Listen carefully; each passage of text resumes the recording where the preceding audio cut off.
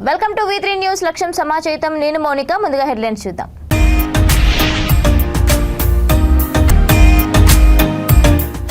Double bedroom ఇళ్లను పరిశీలించేందుకు వెళ్లిన కేంద్ర మంత్రి కిషన్ రెడ్డి అరెస్ట్ చేసి బలవంతంగా వాహనం ఎక్కించి తీసుకెళ్లిన పోలీసులు.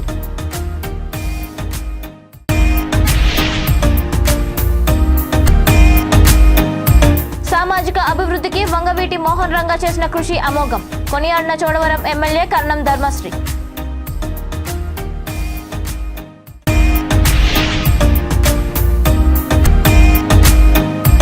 మంత్రి ప్రాతినిధ్యం వహిస్తున్న నియోజకవర్గంలోనే తాగునీటి సమస్య. చిలుకలూరుపేట రాజకీయ పక్షాల నాయకుల ఎద్దేవా.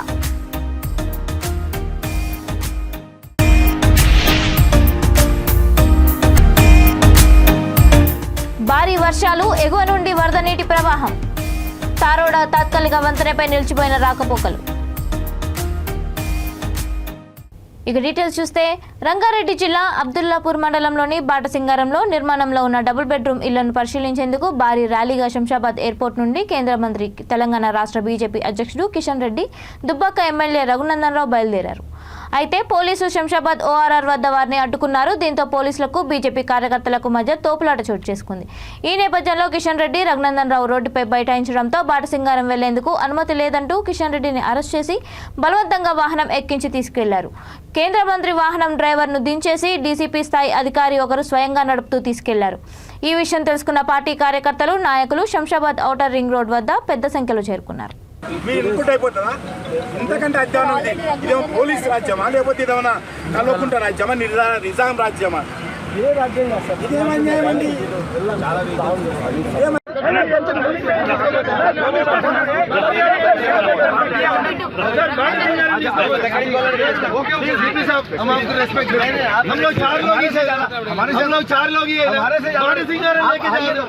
అనకాపల్లి జిల్లా చోడవరం మండలం అన్నవరంలో వంగవీటి మోహన్ రంగ విగ్రహాన్ని ఆయన కుమారుడు వంగవీటి రాధా, ఎమ్మెల్యే కర్ణం ధర్మశ్రీ ఆవిష్కరించారు. అనంతరం ఆయన మాట్లాడుతూ, అన్ని కులాల్లోని బడుగు బలహీన వర్గాల ఆశాజ్యోతి రంగా మన మధ్య లేకున్నా 34 సంవత్సరాలుగా ప్రజల గుండెల్లో ఉన్నారని కొనియాడారు. తన పేరు శిలాఫలకంపై కాదు, ప్రజల గుండెల్లో పెట్టుకున్న వ్యక్తి రంగా, ప్రతి హృదయంలో ఉండే వ్యక్తి అని అన్నారు. ఎమ్మెల్యే మాట్లాడుతూ రంగా అందించిన సేవలను, సామాజిక అభివృద్ధికి చేసిన కృషిని కొనియాడారు. ఈ కార్యక్రమంలో వెంపల్లి ఆనందేశ్వరరావు, డేవిడ్, బత్తుల తాతయ్య బాబు, పుల్లేటి వెంకటేష్, దేవరపల్లి సత్య, దానిన్న వెంకట్రావు, అధిక సంఖ్యలో కాపు యువ నాయకులు పాల్గొన్నారు.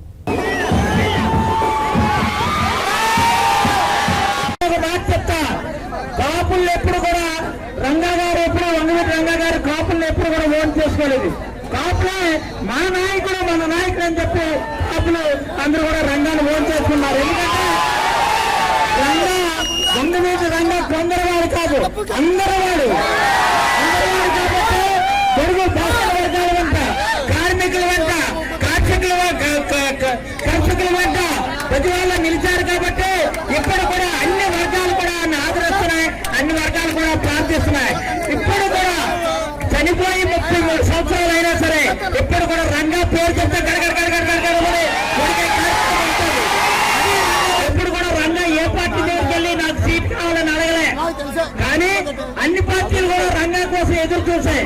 ఆ టైంలో ప్రదేశ్ కాంగ్రెస్ కమిటీ అధ్యక్షుడు ఉన్నటువంటి స్వర్గీయ రాజశేఖర రెడ్డి గారు ఆయన స్వయంగా వచ్చి, అన్నా నాతో కలిసి ప్రయాణం చేయి, నువ్వు కూడా నీలాంటి వాడు చిన్న కుర్రాడు, ఎట్టి పరిస్థితుల్లో కూడా అప్పుడే అవన్నీ అందరం నుంచి ఒక చాట అందరం కలిసికట్టుగా వస్తున్నామని చెప్పంటే కేవలం ఆయన మనకిచ్చిన ఒక గుర్తింపు అనేది. ఎప్పుడో పాత రోజుల్లో 1970లో ఎప్పుడో పెద్దరాధా గారు, అంటే రంగా గారి కంటే ముందు పెద్దరాధా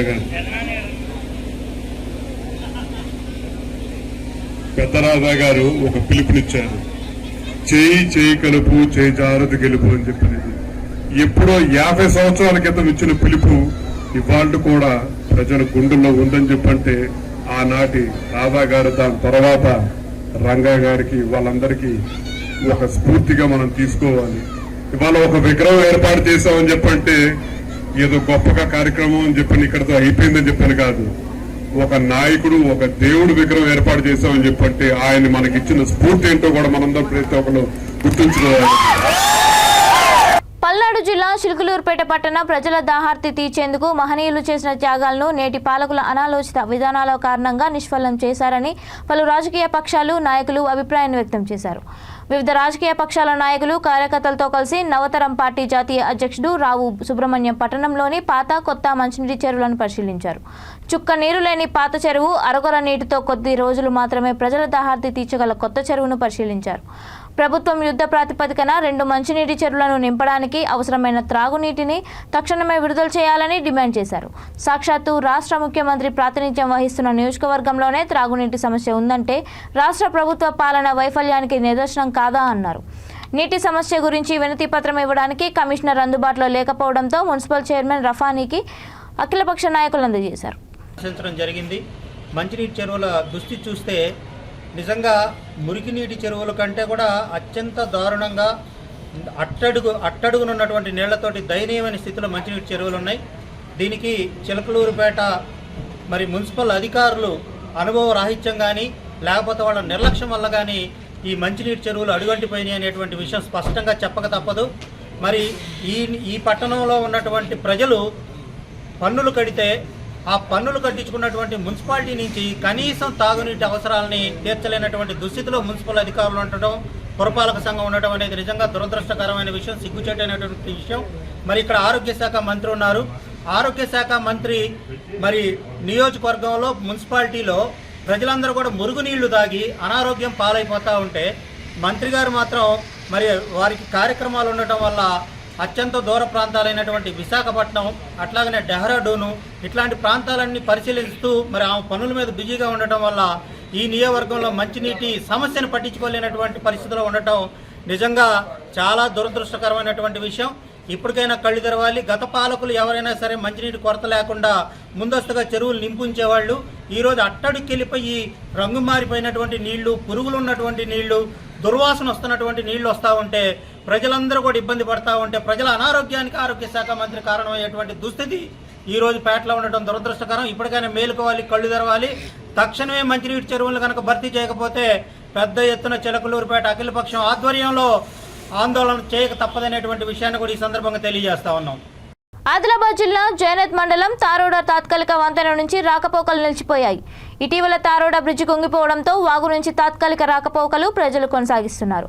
అయితే గత 2 రోజులుగా వర్షాలు కురుస్తుండటంతో ఎగువ నుంచి వరద నీరు రావడంతో వంతెనపై నుంచి వరద నీరు ప్రవహించడంతో రాకపోకలు పూర్తిగా నిలిచిపోయాయి.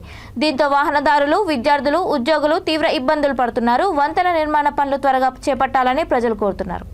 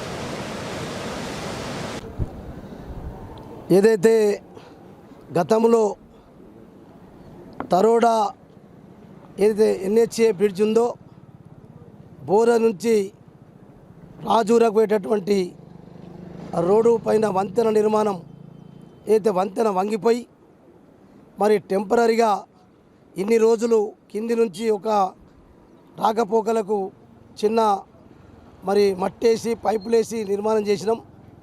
నిన్న రాత్రి భారీ వర్షం వల్ల మరి దానిపైన నీళ్లు పాడి మరి కొట్టుకపోకడం జరిగింది. అందుకొరకే దీనికి ఆల్రెడీ ఇది ఏదో టెంపరీ వేసినాం. వర్షాకాలం ఎట్టి పరిస్థితి కూడా మొదలైతే ఆ చేసినటువంటి మరి ఏదైతే మేము టెంపరీ చేసినటువంటి నిర్మాణం అది అయిపోతుందని అనుకున్నాం. అయినా వర్షాలు ఈ సంవత్సరం కొద్దిగా లేట్ రావడం వల్ల ఈ రోజు వరకు ఫిబ్రవరి అయితే ఏప్రిల్ మన జూలై 15 వరకు ఆగింది. అయినా కూడా మేము 40 కోట్ల రూపాయలతోటి ఏదైతే లాండసాంగి నిరాల నుంచి రోడ్డు నిర్మాణం జరుగుతుంది. ఒక 15-20 రోజులు కొంత వర్షం సహకరిస్తే ఆ రోడ్డు పనులు కూడా పూర్తి అవుతాయి. ఎక్కడ కూడా ప్రజలకు ఇబ్బంది కాకుండా ఆ కార్యక్రమం జరుగుతూ ఉంది. ఇప్పుడు ఇక్కడ వచ్చి పరిశీలన చేయడం జరిగింది. తర్వాత నేను మళ్ళీ ఆ రోడ్డుకి వెళ్తాను. అది చూసిన తర్వాత ఎట్లాగైనా ఇప్పుడు ఏదైతే మహారాష్ట్ర నుంచి వచ్చేటటువంటి ఓవర్లోడు సిమెంట్ బండ్లు కానీ ఏ బండ్లైనా అక్కడ బేలా సరిహద్దుల్లోనే మహారాష్ట్ర సరిహద్దులో పోలీసుకి ఎప్పించి అక్కడ నుంచి బండ్లను అక్కడనే పంపించే ఏర్పాటు ఇప్పుడే పోలీసు వాళ్ళకి చెప్పడం జరిగింది. కొన్ని వచ్చినటువంటి లారీలను ఇప్పుడు దీపాయగూడ నుంచి అట్లా పెన్గంగ నుంచి మహారాష్ట్ర పాస్ చేస్తాం. కానీ ఆదిలాబాద్ జనానికి మాత్రం ఆదిలాబాద్ జిల్లా హెడ్ క్వార్టర్ రావడానికి ఏమి ఇబ్బందులు లేకుండా అదే ప్రయత్నం చేస్తూ ఉన్నాం. ఆ ప్రయత్నము ఖచ్చితంగా సక్సెస్ అవుతుంది. ప్రజలకు ఇబ్బంది కాకుండా చూసుకుంటాం. పశ్చిమ గోదావరి జిల్లా నర్సాపురంలో ప్రారంభమైన తెలుగుదేశం పార్టీ చేపట్టిన భవిష్యత్తు గ్యారంటీ బస్సు యాత్ర భీమవరం వరకు కొనసాగింది. భీమవరం పట్టణ తెలుగుదేశం నాయకులు కార్యకర్తలు పెద్ద ఎత్తున బైకులతో యాత్రకు స్వాగతం పలికారు. భీమవరంలో పార్టీ భవిష్యత్తు గ్యారంటీ కార్యక్రమం నిర్వహించారు. ఈ సందర్భంగా పార్టీ నాయకుడు నిమ్మల రామనాయుడు మాట్లాడుతూ తెలుగుదేశం పార్టీ హయాంలోనే మహిళలకు పెద్దపీట వేసిందని, ఇప్పుడు కూడా అదే సిద్ధాంతాన్ని నమ్ముతోందని అన్నారు.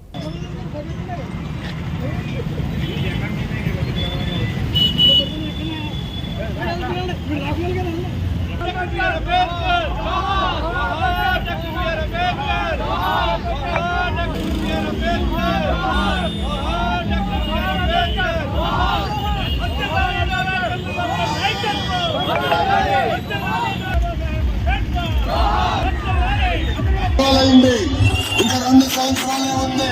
మనం ప్రజల్లోకి వెళ్ళాలా, ప్రజల సమస్యలు తీర్చాలా, ప్రజలతో మనం అండగా నిలబడాలా.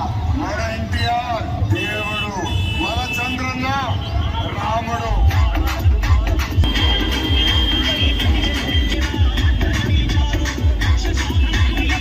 ఏం చేస్తాం సూపర్ 6 అనే దాని విషయం పెద్దలందరూ మాట్లాడతారు. కానీ జగన్మోహన్ రెడ్డి వచ్చిన తర్వాత ఈ రాష్ట్రంలో ప్రధానంగా దళితులందరూ కూడా జగన్మోహన్ రెడ్డిని అధికారంలోకి తీసుకురావాలని కలలుగని కష్టపడి అధికారాన్ని అప్పచెప్తే అదే దళితుల్ని ఈరోజు ఏ విధంగా చూస్తున్నాడు అనేది మనందరం కూడా అర్థం చేసుకోవాల్సినటువంటి అవసరం ఉంది. మేనమామలు అన్నాడు, నా తోబుట్టువులు అన్నాడు, మాలల మేనమామలని మాదిగల తోబుట్టువులని అధికారం కోసం తల్లిని చెల్లిని వాడుకొని తల్లినేమో పూర్తిగా క్రైస్తవ్యం ముసుగులో ప్రజల్లోకి తిప్పి క్రైస్తవ్యం అనేది ఏదో మంచి మార్గం, ఆ మార్గంలో మీరందరూ జగన్ కోటేస్తే క్రైస్తవ్యాన్ని మేము బతికిస్తామని చెప్పి కళ్ళబల్లి కబుర్లు చెప్పినటువంటి తల్లి విజయలక్ష్మి. అదేవిధంగా చెల్లి వదిలిన బాణం అంటే వదిలేసిన బాణమే ఈరోజు తెలంగాణలో దిక్కుతోచగా తిరుగుతున్న పరిస్థితి మన అందరం కూడా చూసాం. ఈరోజు ఒకటే అడుగుతా ఉన్నా, జగన్మోహన్ రెడ్డి క్రైస్తవులను మోసం చేశాడు, హిందువులను మోసం చేశాడు. ఏ రోజు కూడా వెంకటేశ్వర స్వామికి అర్పించేటటువంటి పట్టు వస్త్రాలు సతీ సమేతంగా ఏ రోజు కూడా అప్పచెప్పలేదనేది మనందరం కూడా చూస్తూ ఉన్నాం. అదేవిధంగా క్రైస్తవ్యాన్ని అబాసు పాలు చేసి ఏదైతే 10 ఆజ్ఞలను కూడా తోలనాడి స్వరూపానంద కాళ్ళు మొక్కినటువంటి పరిస్థితి జగన్మోహన్ రెడ్డి. ఒక పక్క క్రైస్తవులను మోసం చేశాడు, మరోపక్క హిందువులను మోసం చేశాడు. నమ్ముకున్న మాలల్ని మాదిగల్ని ద్రోహం చేసి 27 పథకాలు రద్దు చేసి ఏదైతే సుబ్రహ్మణ్యం హత్య చేసి ఎమ్మెల్సీ స్వయంగా డోర్ డెలివరీ చేసినటువంటి పరిస్థితి జగన్మోహన్ రెడ్డి పాలనలో ఉంది. ఒకసారి ఆలోచన చేయండి. అదేవిధంగా వరప్రసాద్ని శిరోమణనం చేశారు. ఆ రోజు ఏదైతే కరోనాలో మాస్క్ అడిగిన పాపానికి డాక్టర్ సుధాకర్ని పిచ్చివాడిని చేసి ఈ రాష్ట్రంలో 280 పైగా దళితుల మీద హత్యలు కానీ అత్యాచారాలు కానీ చేసినటువంటి జగన్మోహన్ రెడ్డి దళితులందరూ ఆలోచన చేయండి. అయితే ఒక కుటుంబానికి ఎంత లబ్ధి చేకూరుతుంది సవివరంగా తెలియజేశారు. 5 ఏళ్లు చంద్రబాబు గారు ముఖ్యమంత్రిగా ఉంటే సంవత్సరానికి 1,22,000, 5 సంవత్సరాలకి 6 లక్షల రూపాయలు ఒక కుటుంబం లబ్ధి చేకూరేటువంటి అవకాశం ఉంది. అదేవిధంగా ఈరోజు జగన్మోహన్ రెడ్డి ముఖ్యమంత్రి అయినాక పేద కుటుంబాలు ఎంత భారం వేశాడు పన్నుల రూపంలో, పెరిగిన ధరలు. అదేవిధంగా ఆంధ్రప్రదేశ్ ప్రతిష్ట, చంద్రబాబు గారు ముఖ్యమంత్రిగా ఉన్నప్పుడు ఆంధ్రప్రదేశ్ ప్రతిష్ట ఏ విధంగా ఉంది, జగన్మోహన్ రెడ్డి ముఖ్యమంత్రి అయిన తరువాత ఆంధ్రప్రదేశ్ ప్రతిష్ట ఏ విధంగా మంటగలిసిపోయింది. ఇటీవలే చూశారు, కడియం శ్రీహరి తెలంగాణలో ఉన్నటువంటి ఒక సీనియర్ నాయకుడు ఆంధ్రప్రదేశ్ ఆగమాగమైపోయిందని మాట్లాడటం జరిగింది. అంటే జగన్మోహన్ రెడ్డి ఆంధ్రప్రదేశ్ ప్రతిష్టని ఏ పక్క రాష్ట్రానికి వెళ్ళినా, చివరికి తెలంగాణ వెళ్ళినా మనల్ని నవ్వుకునేటువంటి పరిస్థితి వచ్చింది. అటువంటి ముఖ్యమంత్రికి ఓటేసినందుకు మనం సిగ్గుపడేటువంటి పరిస్థితి వచ్చింది. ఈరోజు జగన్మోహన్ రెడ్డి పరిపాలన చూసిన తరువాత జగన్మోహన్ రెడ్డి ఏ విధంగా అరాచకాలకి, హత్యలకి, అత్యాచారాలకి ఏ విధంగా అడ్డా ఆంధ్రప్రదేశ్గా మార్చారో ఈరోజు దేశంలో అట్టడుగు స్థానానికి తీసుకొచ్చాడు ఆంధ్రప్రదేశ్ యొక్క గౌరవాన్ని.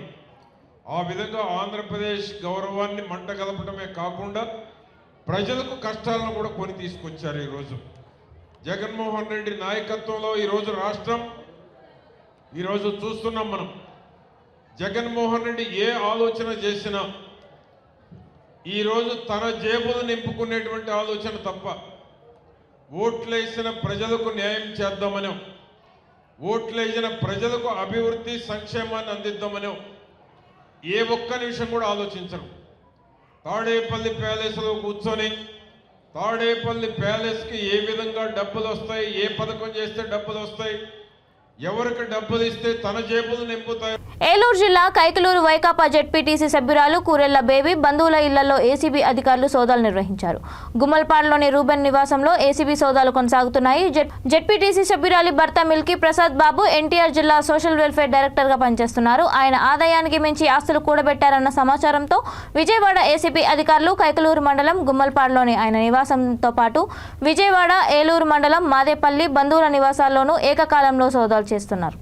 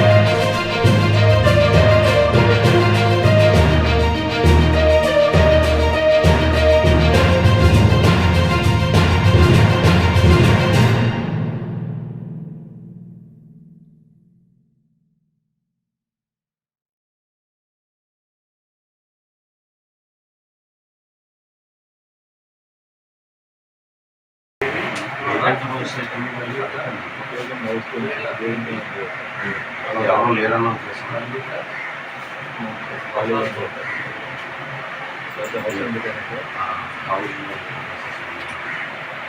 చిత్తూరు జిల్లా కుప్పం నియోజకవర్గం రామకుప్పం మండలం మనేంద్రం గ్రామ పంచాయతీ మొద్దులవంక గ్రామంలో దారుణం చోటు చేసుకుంది. ఆస్తి తగాదాలతో ఒకరిని హత్య చేశారు. మొద్దులవంక గోపాలప్ప కుమారుడు జగప్ప, ఆవులకుప్పం రవి మధ్య ఆస్తి తగాదాలు నెలకొన్నాయి. ఆవులకుప్పం రవి జగప్ప మధ్య మాటామాటా పెరిగి ఘర్షణ జరిగింది. దీంతో జగప్ప రవిని గడ్డపారతో తలపై కొట్టాడు. దీంతో తలకు తీవ్ర గాయమై ఆయన అక్కడికక్కడికే మృతి చెందాడు. సంఘటనా స్థలానికి చేరుకున్న పోలీసులు కేసు నమోదు చేసి దర్యాప్తు చేపట్టారు.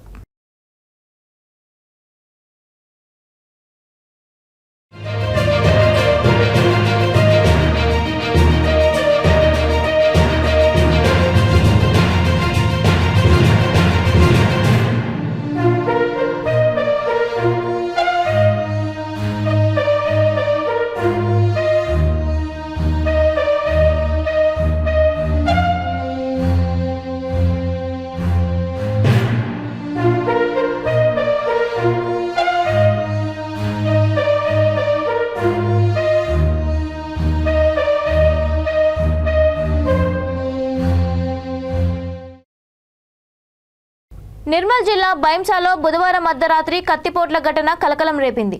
పట్టణంలోని గోపాల్ నగర్ కాలనీకి చెందిన తోటా శంకర్ అనే యువకునిపై గుర్తు తెలియని వ్యక్తి ఒకరు కత్తితో దాడికి పాల్పడ్డాడు. సదరు వ్యక్తి బైక్పై గోపాల్ నగర్ కాలనీకి వచ్చి తోటా శంకర్ను బయటకు పిలిచినట్లు సమాచారం. నిద్ర నుంచి మేల్కొని ఇంటి తలుపు తీసుకుని బయటకు వచ్చిన యువకునిపై సదరు వ్యక్తి కత్తితో విచక్షణారహితంగా దాడికి పాల్పడినట్లుగా తెలిసింది.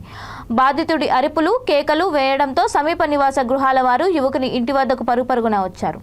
దీంతో దాడికి పాల్పడిన బైక్ను అక్కడే వదిలి పారిపోయినట్లుగా సమాచారం. కత్తిపోట్ల బారిన పడి తీవ్ర గాయాల పాలైన శంకర్ను యువకులు హుటాహుటిన స్థానిక ఏరియా ఆసుపత్రికి తరలించి ప్రథమ చికిత్స నిర్వహించి మెరుగైన వైద్య సేవల కోసం నిజామాబాద్ ఆసుపత్రికి తరలించినట్లు తెలిసింది.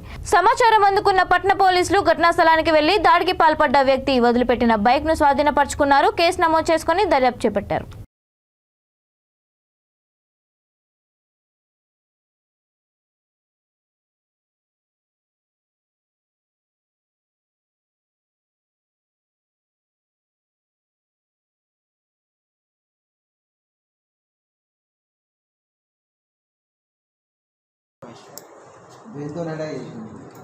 చేతిలో ఏర్పడలేదు సార్, అది తలగానే నేను వదిలిపెట్టినా, లేకపోతే ఇడిచిపెట్టిపోతుంది.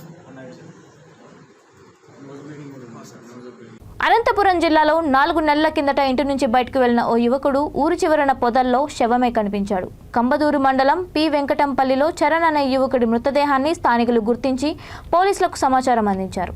తల, మొండెం, ఇతర శరీర భాగాలన్నీ కుళ్లిపోయి విడిభాగాలుగా కనిపించాయి.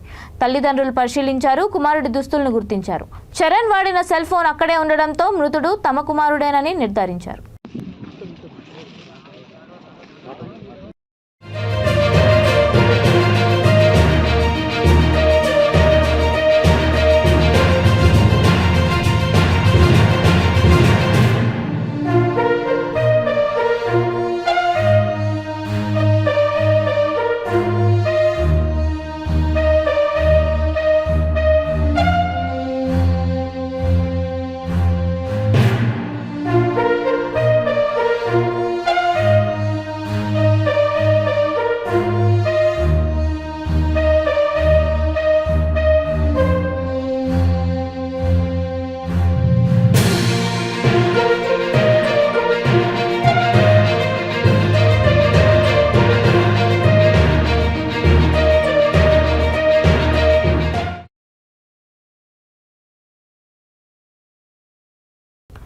ఏలూరులోని టూటౌన్ పరిధిలో పేమెంట్స్ షోరూం పైన ఉన్న హెవెన్ ప్రేయర్ హౌస్లో పవన్ అనే పాస్టర్ ఉరివేసుకుని ఆత్మహత్య చేసుకున్నాడు. అప్పుల బాధతో ఆత్మహత్య చేసుకున్నట్లు స్థానికులు అనుమానాలు వ్యక్తం చేస్తున్నారు. టూటౌన్ పోలీసులు సంఘటనా స్థలానికి పరిశీలించి మృతదేహాన్ని పోస్టుమార్టం నిమిత్తం ఏలూరు ప్రభుత్వ ఆసుపత్రికి తరలించారు. కేసు నమోదు చేసి దర్యాప్తు చేపట్టారు.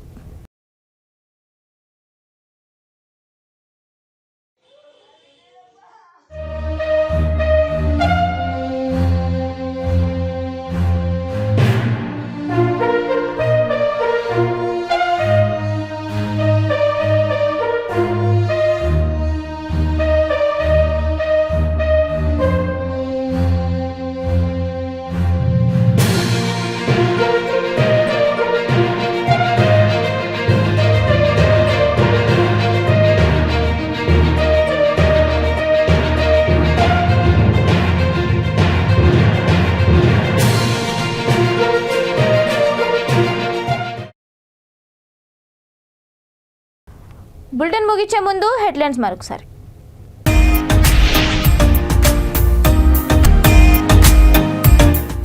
డబుల్ బెడ్రూమ్ ఇళ్లను పరిశీలించేందుకు వెళ్లిన కేంద్ర మంత్రి కిషన్ రెడ్డి అరెస్ట్ చేసి బలవంతంగా వాహనం ఎక్కించి తీసుకెళ్లిన పోలీసులు.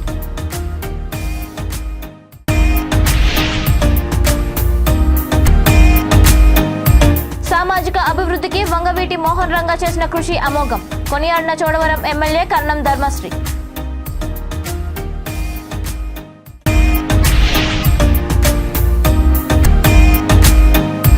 మంత్రి ప్రాతినిధ్యం వహిస్తున్న నియోజకవర్గంలోనే తాగునీటి సమస్య చిలుకలూరుపేట రాజకీయ పక్షాల నాయకుల ఎద్దేవా.